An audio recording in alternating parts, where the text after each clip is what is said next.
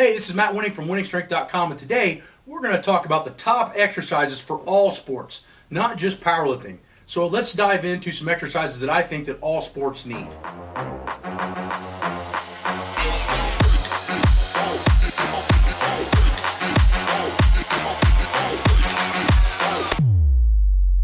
The first exercise that I think we all need to consider is some sort of reverse hyper or 45-degree back extension. The reason is that if you look at most athletes, their lower back, hamstring, and glute development and or conditioning is lowered and or not as good as it needs to be to show optimal performance. For most of us, our quadriceps fire really hard on everything we do, but it takes a while for the hamstrings, glutes, and lower back to catch up. Now, if you're doing a lot of 45-degree back extensions, reverse hypers, and things of that nature, then the body is actually going to recuperate and adjust all those muscle tissue, actually helping you with better posture and better technique in almost any sport you do. So make sure that you have 45-degree back extensions and or reverse hypers in every sporting event that you do, especially if you're a coach. The next exercise that I think almost all athletes need is face pulls. Why? Because a lot of the exercises and a lot of the movements that we do in sports tend to be anterior. They're all in front of us. We don't hardly ever go backwards. So the key is if you're doing a lot of face pulls, you're actually going to keep the posture locked in. You're going to protect the shoulder, protect the neck, and keep everything in proper alignment. The problem is that if you look at standard strength conditioning programs for sports, either in colleges or younger ages like high school, middle school, you notice that they're bench pressing and they're doing military presses and maybe all these other things. But how much are they really utilizing the posterior chain, especially in the upper back? And what you'll find is that for most programs around the country is that they're actually doing way too much front volume to back volume. So what I would find or do if I was a coach, either in a developmental sport such as middle school, high school, or maybe higher level such as college or pro, is I would be doing tons and tons of upper back work, and that includes a lot of face pulls. So make sure that you have face pulls in your training program, whether you're a swimmer, a soccer player, a tennis player, or a football player, it doesn't matter.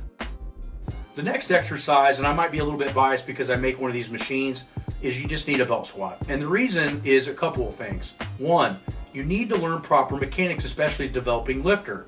If you're in a machine where you can actually hold on to something and learn to sit back and push out first, when you transfer over to straight bar squats in high school and college, it makes it so much easier. But the problem is usually we're behind the 8-ball. We get kids in here that are 18 to 22 and they want their squat to go up, but they already have technical issues. Well, if they would have started the first 8, 10, maybe 15, 20 weeks of their training protocol on a belt squat, their form would be perfect or close to perfect. Now the point is that belt squats allow more squatting volume without the added compressive factors on the spine. Now why is this important? It's important because the sports are compressive. So if you're jumping, if you're running, if you're changing direction, which is many or all sports, the fact of the matter is you're going to have tons of spinal compression. So when you're in the gym, you need to find ways to stimulate more muscle tissue growth without added vertebral spinal compression. So by belt squatting, you can do more squatting volume without that compressive factor, therefore make more progress in a faster time and, the most important, safer. The next exercise is going to be either a plank or a winning plank. Now the reason that this is important is most athletes hurt their back or they're not as fast as they possibly can be because their core isn't strong enough. This means that if you learn how to brace and lock the pelvis into the rib cage, when you change direction, jump, you're going to transfer energy versus absorb energy. So think of things like if you were to take two plates and super glue them together, when you turn the top plate, it immediately transfers over to the bottom plate, 100% of the energy. But if I put Jello in between the two plates and turn it, the top plate, all the energy gets absorbed into the Jello and the bottom plate doesn't move at all.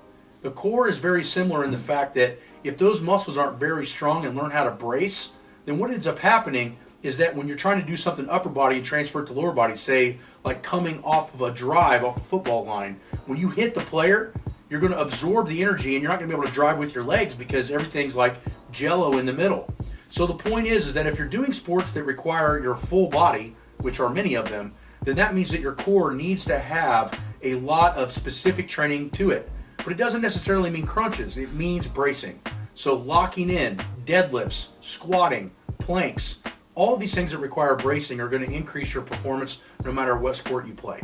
So I hope this helped out a ton. If you need more information, or if you're not, say, have the access to proper coaching, go to online coaching and let one of our professionals look at what you have, design the best thing for you to do at your age and experience level. If that's not in your realm, then go check out the manuals, or at the very least go on our YouTube channel and look at the other videos that we have and pick yourself up on your knowledge. Thanks for watching.